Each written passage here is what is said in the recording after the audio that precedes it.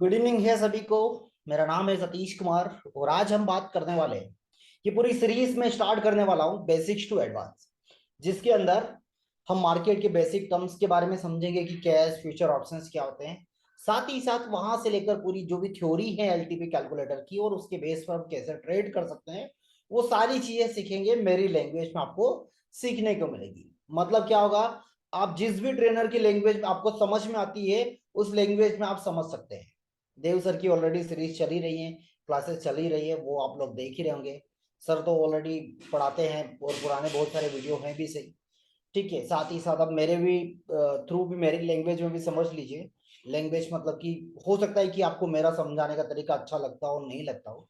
अगर लगता है तो आप मेरे तरीके से समझने की कोशिश करिए कि कैसे मार्केट काम करता है, कैसे एलटीपी कैलकुलेटर काम करता है। सारी चीजें हम इस वीडियो में डिस्कस करने वाले हैं। ठीक है, आज हम बात करेंगे ओनली बेसिक के बारे में कि बेसिक होता क्या है, मार्केट क्या होते हैं, कैश क्या होता है, फ्यूचर क्या होता है, ऑप्शंस क्या होते हैं, उसके बारे में हम डिस्कस करने वाले हैं। वो सही सारे टॉपिक हम कंटिन्यू करने वाले हैं। आप लोगों के जो भी सवाल है बेसिक से रिलेटेड,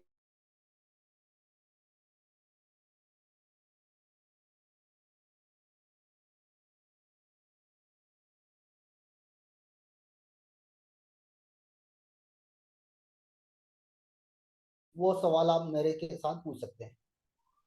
ठीक है, वो आप पूछ सकते हैं, कोई दिक्कत नहीं है।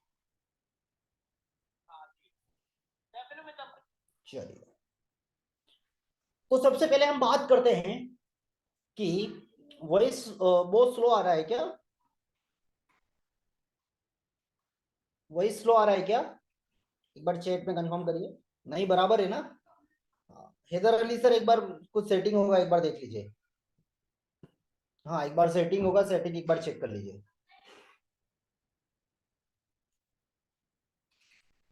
सब सारी बातें करेंगे, हम सारी बातें करेंगे। चलिए, तो जब भी हम मार्केट के बारे में सोचते हैं, अभी क्या साइकोलॉजी बनी मार्केट को लेकर, अभी कोई भी एक नया जनरेशन है, एक नया ट्रेडर जब भी आता है तो उनके माइंड में एक सीधी सी सिंपल सी चीज होती है कि 10-20 हज़ार रुपए लेकर आए और हम मार्केट में उतर चलते हैं। सीधी सी बात, ना तो मार्केट का कुछ नॉलेज कि मार्केट में क्या करना चाहिए, ना कोई सेगमेंट्स के बारे में पता है कि किस सेगमेंट्स में हमको ट्रेड करना चाहिए, क्या ऑप्शंस क्या होता है, फ्यूचर क्या होता है या कैश क्या होता है, नहीं पता है। बस सिंपल ये सुनने में जरूर आया है कि ऑप्शन सस्ते होते हैं और ऑप्शन में पैसा लगा लिया जाए तो बेटर है, और ऑप्शन खरीद लेते हैं। वो सारी चीजों के ऊपर डिस्कशन किया जाता है। जब भी हम ट्रेडिंग करते हैं तो ट्रेडिंग के लिए हमको एक डीमेट अकाउंट की रिक्वायरमेंट होती है। डीमेट अकाउंट की रिक्वायरमेंट कैसे, जैसे हमारा एक सेविंग अकाउंट होता है ऐसे ही हमारा एक डीमेट अकाउंट भी होता है, और उस डीमेट अकाउंट के थ्रू हम ट्रेडिंग कर सकते हैं। ठीक है, चलिए, तो जब भी मार्केट में कोई भी नई कंपनी आती है, जैसे सपोज फॉर एन एग्जांपल, मैं स्क्रीन शेयर कर दूं क्या? सही रहेगा। वैसे काम तो नहीं है बट फिर भी, फॉर एग्जांपल कोई एक्स वाई जेड कंपनी है, एबीसी कर देता हूं।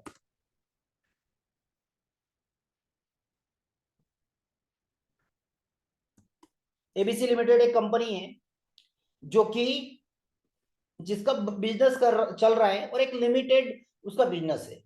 ठीक है, बट अगर वो कंपनी अब सोच रही है कि मैं अपने इस बिजनेस को एक्सपांड करने का प्लान कर रहे हैं, सोच रहे हैं कि यार एक ही ब्रांच है और भी ब्रांच बढ़ा लिया जाए, या इस बिजनेस को और अभी एक स्टेट में, हर स्टेट में इसको फैला लिया जाए। अभी एक एक डिस्ट्रिक्ट में हमको हर डिस्ट्रिक्ट में चाहिए, हर स्टेट में चाहिए। तो क्या प्लान किया जा रहा है कि हम इस बिजनेस को एक्सपांड करते हैं। हमने देखा कि हमने एक ब्रांच के थ्रू अच्छा खासा रिटर्न हमको मिला है, सब कुछ चीजें हमको मिल रही है। बस अब जरूरत क्या है कि इसको बढ़ाने की। ठीक है, और बढ़ाने के साथ साथ हमको ये भी देखना पड़ेगा कि क्या वो हम रिटर्न्स बना पाएंगे, नहीं बना पाएंगे, वो सारी चीजें कंपनी को सोचनी पड़ती है। जब कंपनी ने देखा कि यार मैं एक एक ब्रांच के थ्रू मेरा एक टर्नओवर है, फॉर एग्जांपल जो भी है, मेरा एक प्रॉफिट का रेशो एक अच्छा निकल के आ रहा है, वही अगर मैं 4 से 5 ब्रांचेस प्लान करता हूं तो वहां पर क्या लगेगा मुझे, या इस कंपनी को बड़ा मैं लेकर जाता हूं तो वहां पर क्या लगेगा, फंड की रिक्वायरमेंट हमको लगती है। ठीक है, जब भी फंड की रिक्वायरमेंट लगती है तो हम फंड कहाँ कहाँ से जुटा सकते हैं। अब फंड जुटाने के लिए हमको क्या क्या जरूरत, कहाँ कहाँ से हम जोड़ ले सकते हैं, या तो हमारे फ्रेंड रिलेटिव से हम मांग सकते हैं, हम बिजनेस लोन ले सकते हैं। ठीक है, या कुछ प्रॉपर्टी हम गिरवी लेकर वहां से हम पैसा निकाल सकते हैं। कुछ यही सारी चीजें हमारे माइंड में हमेशा होती है, यही सारी चीजें हमारे माइंड में चलती है। हाँ, बोल सकते हैं कि एलटीपी कैलकुलेटर जैसा ब्रांच, बट उसके लिए भी इतना हमको इतना प्लान करने की जरूरत नहीं है अभी रोशन सर, है ना। तो अब क्या हो गया, अगर मान के चलिए फ्रेंड रिलेटिव से मांगा तो कहीं ना कहीं बर्डन भी रहने वाला है, क्योंकि एक टाइम के बाद पैसा तो लौटाना पड़ेगा।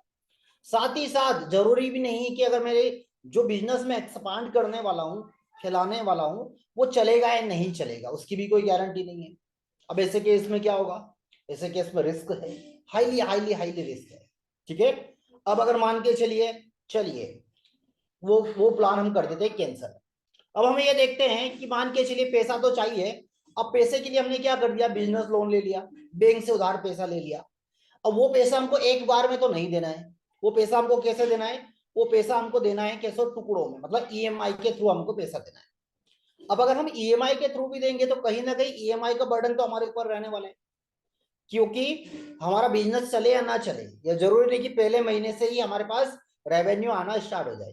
तो ऐसे केस में क्या होगा, ऐसे केस में ये होगा कि वो जो हमारा जो पैसा है, हमारा जो पैसा है, हो सकता है कि 6 महीने बाद भी रिटर्न हमको देना स्टार्ट करे, तो रिस्क तो वहां पर भी है, तो वो भी कैंसिल कर दिया। अब ऐसे में क्या कर सकता है, अगर डिपेंड करता है कि आपको लोन कितनी अमाउंट का चाहिए।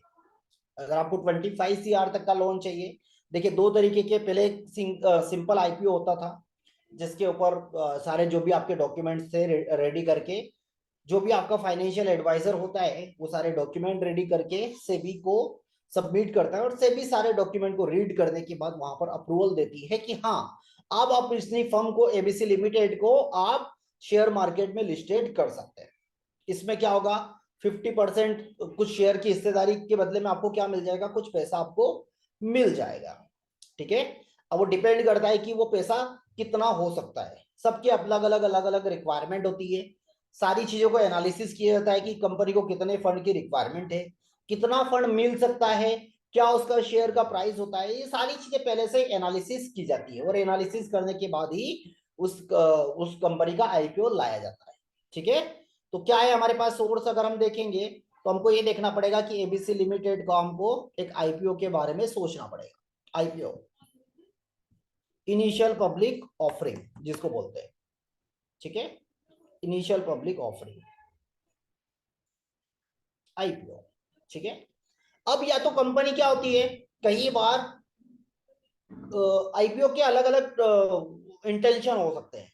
इंटेंशन क्या हो सकता है कि कई बार मान के चलिए कंपनी काफी टाइम से चल रही है, प्रॉफिट में नहीं है, तो हो सकता है कि वो अपने बिजनेस के जो जितने भी डेप्थ हैं उनको क्लियर करने के लिए लेकर आ रही है।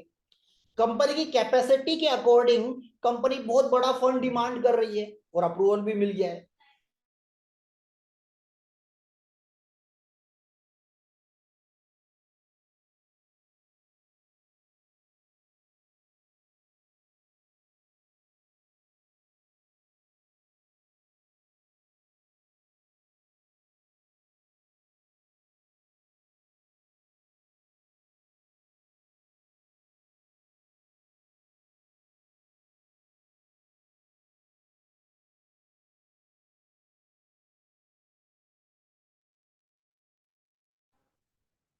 चलिए, डिस्कनेक्ट हो गया था, डिस्कनेक्ट हो गया था इसलिए। हाँ, अभी बराबर वही सारी है।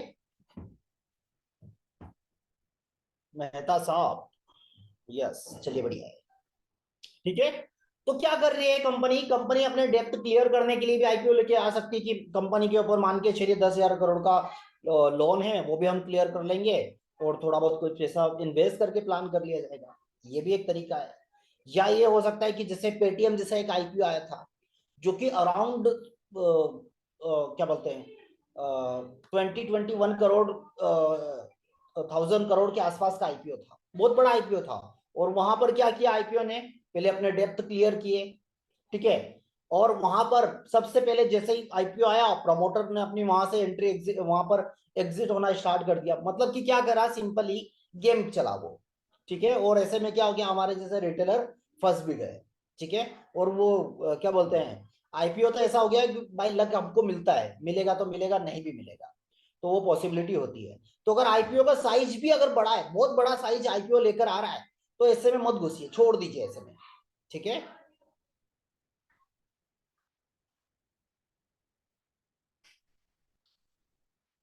ठीक है। अगर आईपीओ का साइज बहुत बड़ा है तो ऐसे आईपीओ में मत इन्वेस्ट करिए। सिंपल है, छोटे आईपीओ उस पर हम जाएंगे और वहां पर हम प्लान करेंगे इन्वेस्टमेंट करने के बाद में। ठीक है, पहली चीज।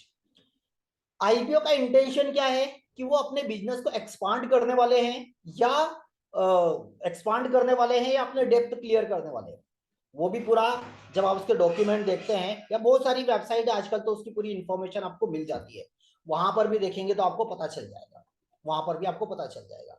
ठीक है, तो अब वहां पर हम क्या कर सकते हैं, वो भी हमको देखना जरूरी है। ठीक है, टू टाइप्स के आईपीओ होते हैं। पहला होता है एसएमई और सेकंड होता है मेन बोर्ड। पहले ओनली मेन बोर्ड हुआ करता था। एक आईपीओ के लिए कम से कम जो इन्वेस्टमेंट लगता था, वो 14 to 15,000 का इन्वेस्टमेंट हमको लगता था, जिसके अंदर आईपीओ में जब भी हम कोई ट्रेड करते हैं तो वहां पर लॉट साइज भी फिक्स होता है। तो मेन बोर्ड में जो इन्वेस्टमेंट लगता है वो बड़े साइज के आईपीओ होते हैं, वहां पर जो इन्वेस्टमेंट रिक्वायर्ड होता है, ठीक है, वो इन्वेस्टमेंट रिक्वायर्ड होता है 14 से 15,000 रुपए का। एसएमई आईपीओ होता है स्मॉल मीडियम इंटरप्राइजेस, इंटरप्राइज या इंटरप्राइजेस या कुछ है, तो जो जिसमें इन्वेस्टमेंट हमारा लगता है 1 लाख से ऊपर का इन्वेस्टमेंट हमको रिक्वायर्ड होता है। वहां पर लोड साइज भी 3,000 से 4,000 के शेयर्स का लोड साइज होता है, और उसी में हम ट्रेड्स कर सकते हैं। ठीक है, एसएमई आईपीओ होते हैं मैक्सिमम 25,000 तक के, सॉरी 25 CR तक के। अगर कोई भी छोटे फर्म है जो कि छोटे लेवल पर रूरल एरिया में चल रहे हैं, या छोटे लेवल पर उनका बिजनेस है, अगर वो भी बिजनेस एक्सपांड करना चाह रहे हैं तो भी कर सकते हैं। छोटा अमाउंट रहेगा और उसके बेसिस पर वो शेयर मार्केट में अपने फंड को लिस्टेड करा सकते हैं। ठीक है, तो जब भी ये लिस्टेड होते हैं तो कहां पर इसको हम क्या बोलते हैं, कि इसको जो भी ये लिस्टिंग होती है इसकी, वो होती है इक्विटी मार्केट में। तो आईपीओ को हम प्राइमरी मार्केट बोलते हैं, और इक्विटी को हम सेकेंडरी मार्केट बोलते हैं। आईपीओ आईपीओ के बाद उसकी लिस्टिंग कहां पर होगी, इक्विटी मार्केट में, इक्विटी मार्केट में।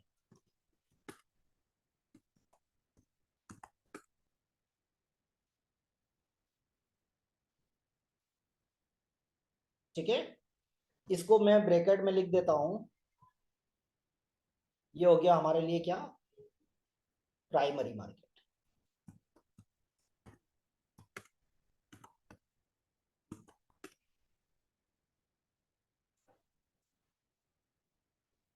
प्राइमरी मार्केट, ठीक है। और ये क्या हो जाएगा हमारे लिए, सेकेंडरी मार्केट।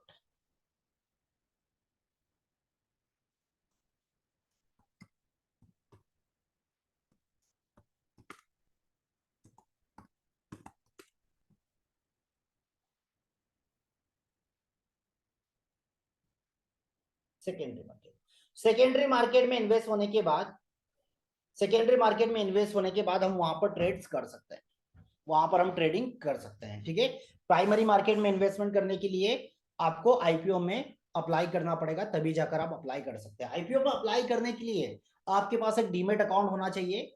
आप डीमेट अकाउंट किसी भी ब्रोकिंग फर्म या बैंकिंग फर्म में ओपन कर सकते हैं। ब्रोकिंग फर्म बोले तो बहुत सारी है, एंजल, जीरोडा और अपस्टॉक, ऐसी बहुत सारी ब्रोकिंग फर्म मार्केट में चल रही है।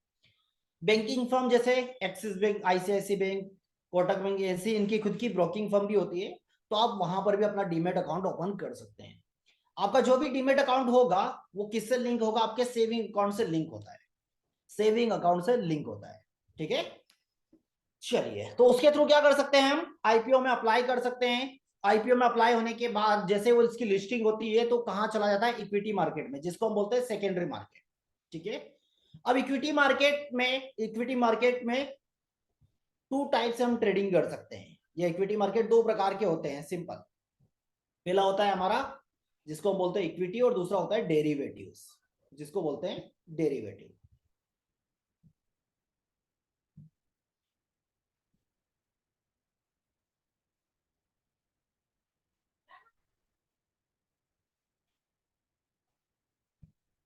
यहां पर आएगा हमारा इक्विटी, और दूसरा आएगा डेरिवेटिव्स। डेरिवेटिव्स, हाँ, एक्सप्लेन भी करेंगे ना पूरा।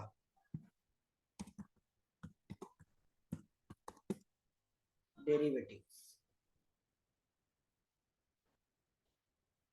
ठीक है, डेरिवेटिव। अब इक्विटी के अंदर टोटल अगर मैं बात करूं तो इक्विटी के अंदर जो जितनी भी सारी कंपनी हैं वो सारी डेरिवेटिव में लिस्टेड नहीं होती है, बट इक्विटी का ही इक्विटी मार्केट का ही पार्ट है डेरिवेटिव मार्केट, जिसको हम एफ एंड ओ भी कहते हैं। उसके ऊपर हम डिस्कस अभी करने वाले हैं। और दोनों में डिफरेंस क्या है वो भी हम समझने वाले हैं कि दोनों में क्या क्या डिफरेंसेस होते हैं, ठीक है। तो वो भी हम समझेंगे आगे की बातों में। तो जब भी कोई कंपनी शेयर मार्केट में लिस्ट हुई तो हम उसको क्या बोलते हैं, या तो इक्विटी भी बोलते हैं, कैश भी बोलते हैं, ठीक है, या उसको हम शेयर्स भी बोल सकते हैं। तो यहां पर सिंपली क्या हो रहा है इस वाले फैक्टर में, इक्विटी में जैसे ही वो आया, बट जरूरी नहीं कि सारी कंपनी डेरिवेटिव में ही लिस्टेड होगी। डेरिवेटिव में अराउंड 200 प्लस कंपनी ऑलरेडी अभी तक रजिस्टर्ड है, ठीक है। डेरिवेटिव के कुछ टर्म्स एंड कंडीशंस भी होते हैं जिसके ऊपर भी अभी हम बातें करने वाले हैं। अब जैसे डेरिवेटिव मार्केट की मैं बात करूं तो उसकी कुछ टर्म्स एंड कंडीशंस होती है, मतलब कंपनी के परफॉर्मेंस वगैरह सारी चीजें देखती है, उसके अकॉर्डिंग उसको एक्सचेंज डेरिवेटिव में लिस्ट कराता है, मतलब कि वहां पर आप उसके डेरिवेटिव फ्यूचर एंड ऑप्शंस में भी ट्रेड कर सकते हैं, ठीक है। अब मान के चलिए इक्विटी के अंदर कोई एक कंपनी, मैंने किसी का भी नाम ले लीजिए, मान के चलिए कोई कंपनी है एसबीआई। एसबीआई ये किस में लिस्टेड है, ये इक्विटी मार्केट में लिस्टेड है। अभी एसबीआई का भाव कितना है वो भी एक बार देख लेते हैं। एसबीआई का भाव एक बार देख लेते हैं।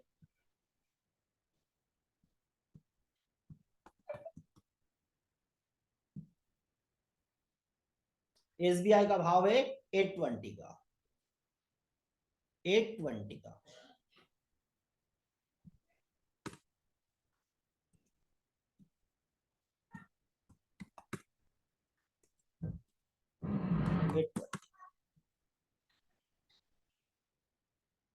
ठीक है।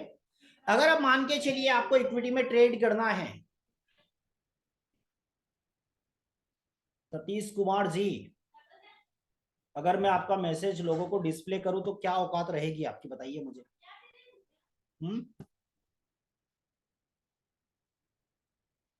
बताइए ना मुझे।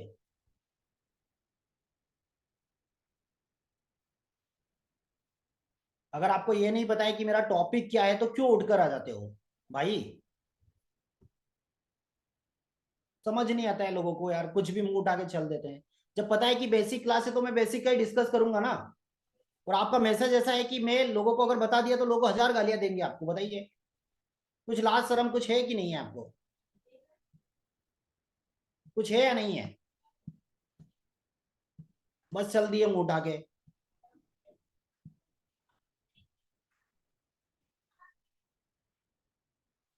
भाई जिनको पढ़ना है उनको पढ़ने दीजिए, नहीं पढ़ना है तो छोड़ के क्लास जाइए, कोई दिक्कत नहीं है।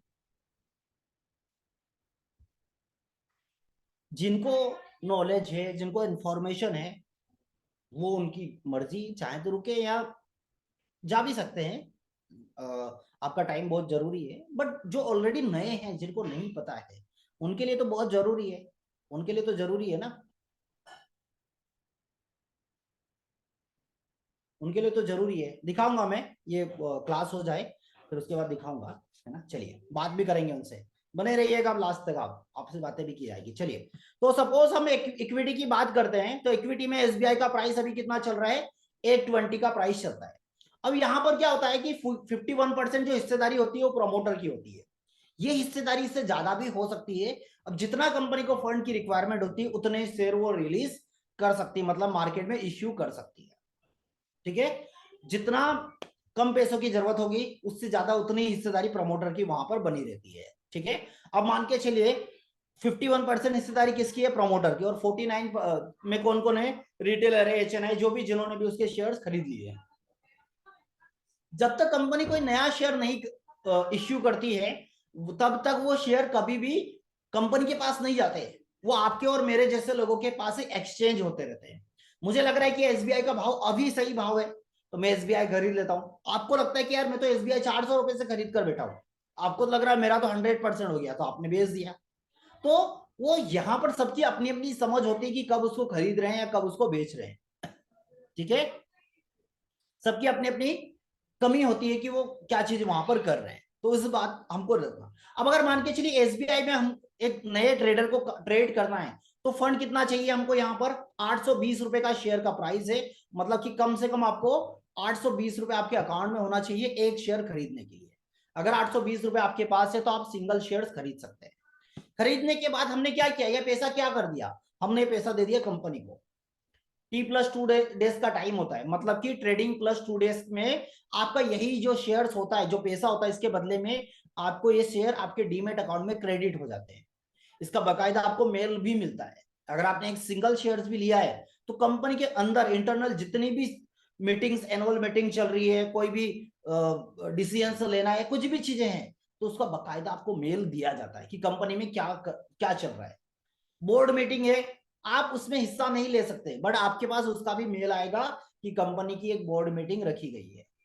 ठीक है, एनुअल मीटिंग रखी हुई है, जो भी चीजें कंपनी ने इतना डिविडेंड बनाया है, कंपनी ने इतना प्रॉफिट बनाया है, इतना लॉस बनाया है, ये सारी जितनी भी इंफॉर्मेशन ऑफिशियल होती है, वो सारी ऑफिशियल इंफॉर्मेशन आपको मेल पर मिलती रहती है। बस ये है कि आप वहां पर कोई डिसीजन नहीं ले सकते, क्योंकि हमने कुछ छोटा सा ही पैसा लगाया, बट आपको इतनी प्रायोरिटी वहां पर मिल रही कि वो सारी चीज आपको बाय मेल, आपको सारी चीजें दिए देते हैं इंफॉर्मेशन के थ्रू। ठीक है, अब जैसे इस एसबीआई के शेयर्स को मैंने खरीद लिया मार्केट में, अब यहां पर क्या होता है, इस जैसे ही मैंने इसको खरीदा, अब मेरे पास कोई टाइम ड्यूरेशन नहीं है कि मैं इसको कब तक होल्ड कर सकता हूं। मतलब कि यहां पर अगर हम बात करें, तो जो इसकी एक्सपायरी होती है, कोई यहां पर लिमिट या कोई टाइम ड्यूरेशन नहीं होता है,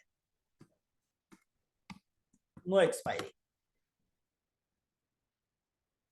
जब तक आपको इस शेयर्स को रखना है, जब तक आप रख सकते हैं। ठीक है, अब क्या होता है, रखना क्या, अब जैसे नया नए पर्सन है, तो उनको क्या करना है, सिंपली डेरिवेटिव में आने से बेटर है पहले किस में आना है, हमको इक्विटी में ट्रेड करना है।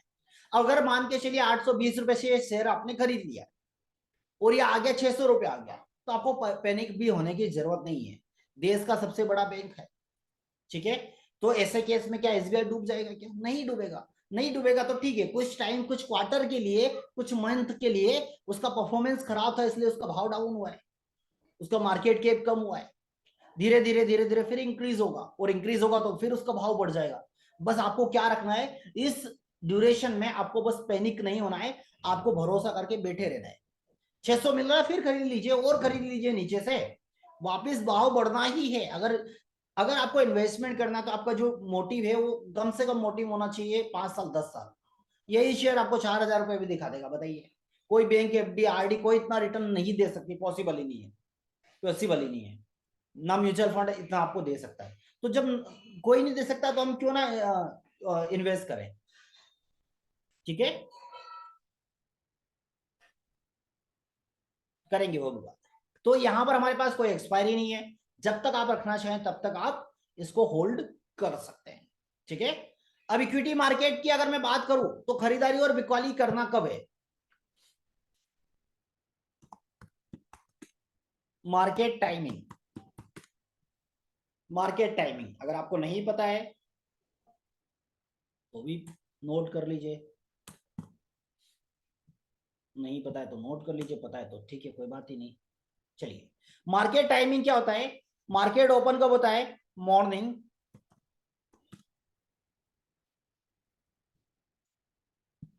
Morning 9 o'clock।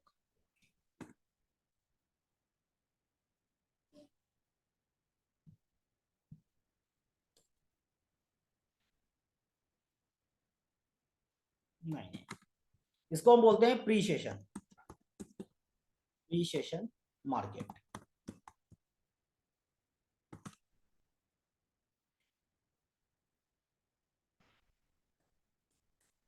Pre session market. ठीक है, मार्केट ओपन होगा 9:15 से, जहां से आप ट्रेड कर सकते हैं, जहां पर आप ट्रेड कर सकते हैं। जी।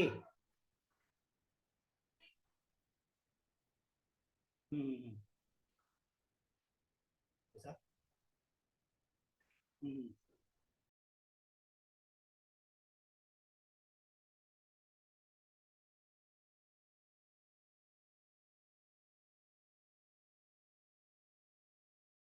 चलिए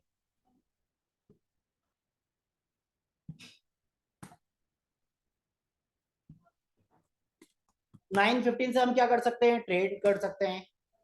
क्लोज कब होता है, क्लोज होता है 3:30 ठीक है, 3:30 PM। पोस्ट क्लोजिंग कब होती है, पोस्ट क्लोजिंग से वैसे आपको कोई मतलब नहीं होना चाहिए, बट फिर भी बता देता हूँ, 3:45।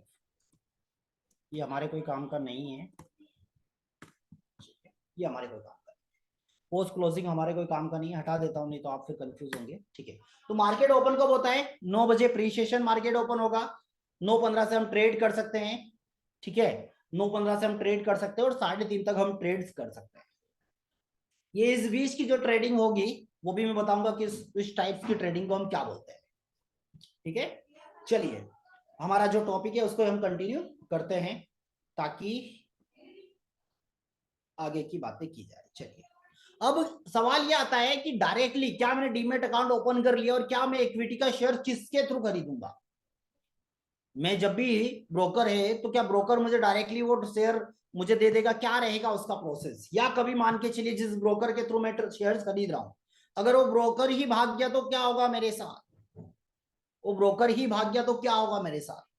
तो ऐसे केस में सेबी जो इसको रेगुलेट करती है पूरे मार्केट को, ये वाली जो इस मार्केट को रेगुलेट करती है,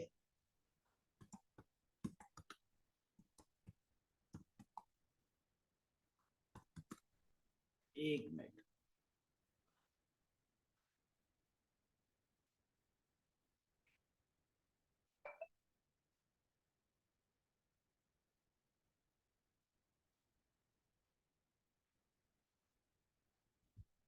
मार्केट रेगुलेटरी,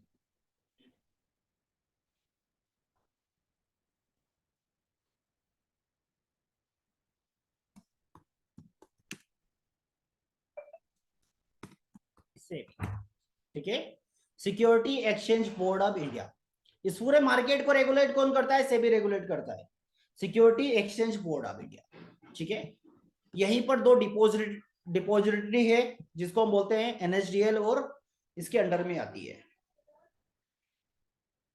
जहां पर हमारे शेयर सिक्योर होते हैं, सेफ मतलब रखे जाते हैं।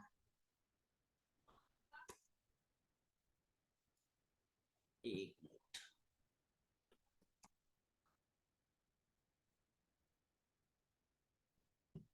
जिसको बोलते हैं हम एनएसडीएल और सीडीएसएल, सीडीएसएल जहां पर आपके शेयर्स सेफ रखे जाते हैं, सेफ रखे जाते हैं। अब यहां पर डिपॉजिटरी के बीच में क्या होता है, ब्रोकर और डिपॉजिटरी के बीच में आते हैं एक्सचेंज जिसको हम बोलते हैं नेशनल स्टॉक एक्सचेंज और बॉम्बे स्टॉक एक्सचेंज। इंडिया के अंदर छोटे मोटे बहुत सारे एक्सचेंजेस है, बट अगर अभी तक भी आपने नाम सुना होगा, दो ही एक्सचेंज का नाम आपने सुना होगा, एक तो एनएससी और दूसरा बीएससी, ये टॉप एक्सचेंज है। ठीक है, बीएससी एंड ये दोनों एक्सचेंज है। मतलब कि आपको शेयर्स किसके थ्रू करना है, ये शेयर्स किस एक्सचेंज के थ्रू खरीदना वो आपके ऊपर डिपेंड करता है। और दोनों ही एनएससी और दोनों के ही मतलब डिपेंड करता है कि वो किस डिपॉजिटरी में हमारे शेयर्स को रख रहा है, एनएससी एनएस डीएल या सीडीएसएल में, एनएसडीएल और सीडीएसएल में। ठीक है, एनएससी क्या बोलते हैं, बीएससी बॉम्बे स्टॉक एक्सचेंज और एनएससी नेशनल स्टॉक एक्सचेंज। ठीक है, इन दोनों के नाम भी अगर आप गूगल पे करेंगे तो आपको पता चल जाएगा, और साथ ही साथ इन दोनों के बारे में और भी डिटेल आप पढ़ सकते हैं। ठीक है, चलिए अब यहां से बात आती कहां पर, इसके बाद इसके कांटेक्ट में कौन होता है, मतलब डायरेक्ट हम एक्सचेंज से भी कांटेक्ट नहीं कर सकते, डायरेक्ट हम एक्सचेंज से भी कांटेक्ट नहीं कर सकते हैं। यहां पर आते हैं ब्रोकर, ब्रोकर, अब ब्रोकर में कौन, ठीक है, ब्रोकर में कौन हो गया, ब्रोकिंग फर्म और बैंकिंग फर्म। जैसे ब्रोकिंग कर देता हूं,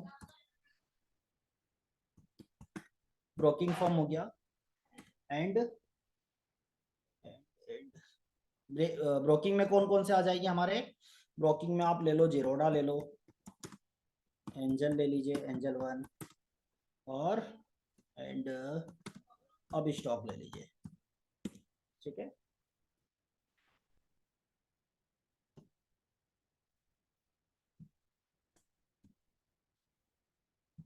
और दूसरा कौन है?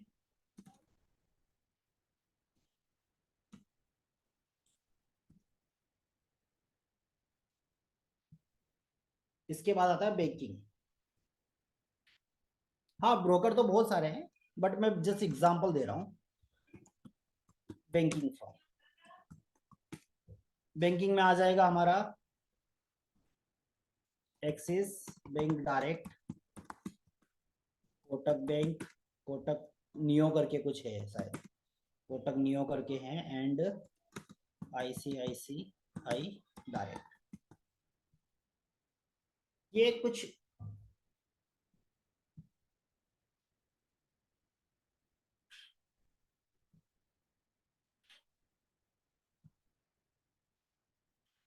एक्सिस बैंक डायरेक्ट है, कोटक नियो है, कोटक मतलब जो भी है इनके।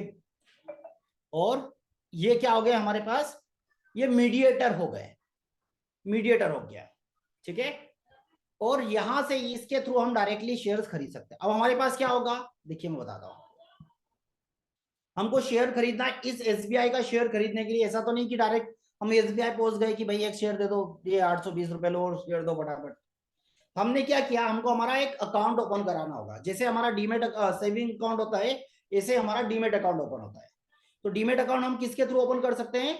ब्रोकर के थ्रू ओपन कर सकते हैं। ब्रोकर में कौन कौन से? ब्रोकिंग फर्म में ये है, जीरोडा, एंजल और अप स्टॉक्स। बैंकिंग में कौन कौन से? ये बैंकिंग में जो भी आप जिसमें भी कंफर्टेबल है उसमें आप थ्रू ओपन कर सकते हैं।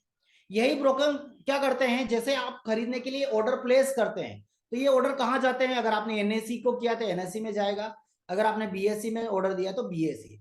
एनएससी और बीएससी क्या करता है? ऑर्डर मैच करता है, ऑर्डर एक्सचेंज करता है। सपोज आपने एक ऑर्डर दिया कि मुझे एसबीआई का शेयर खरीदना है, ठीक है, एसबीआई का शेयर खरीदना। अब एसबीआई का शेयर खरीदने के लिए 820 रुपए का भाव चल रहा है, मुझे खरीदना 819 रुपए पर और आपको बेचना 822 रुपए पर, तो क्या वो ट्रेड हो पाएगा? नहीं होगा। एक्सचेंज क्या कर रहा है, जैसे ही मैंने 820 का भाव लगाया, आपने जैसे 820 पर बेचने को आप रेडी हुए, ऑर्डर मैच हो रहे, ऑर्डर कंप्लीटेड, ठीक है।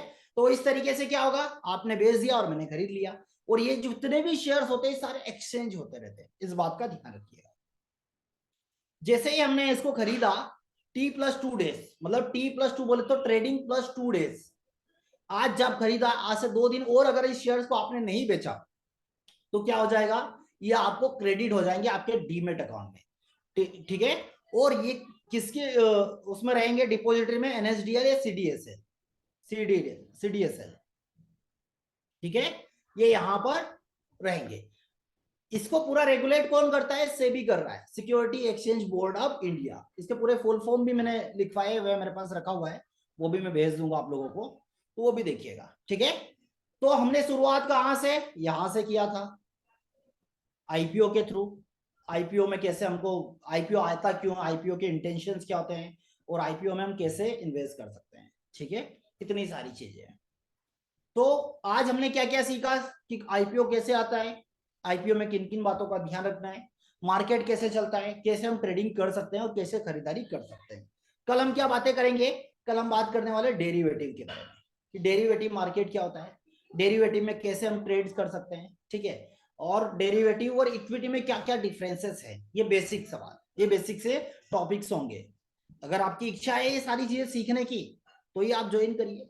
अगर आपको लग रहा है कि ऑलरेडी आपको पता है और उसके बाद भी अगर आपको सीखना है तो भी आप ज्वाइन करिए, कोई दिक्कत नहीं है, ठीक है। इस YouTube चैनल, अगर ये वीडियो आप YouTube पर देख रहे हो और YouTube चैनल पर नए हैं और पहली बार इस वीडियो को देख रहे हैं, तो चैनल को सब्सक्राइब कर लीजिए और बेल आइकन को प्रेस करना बिल्कुल मत भूलिएगा। साथ ही साथ YouTube पर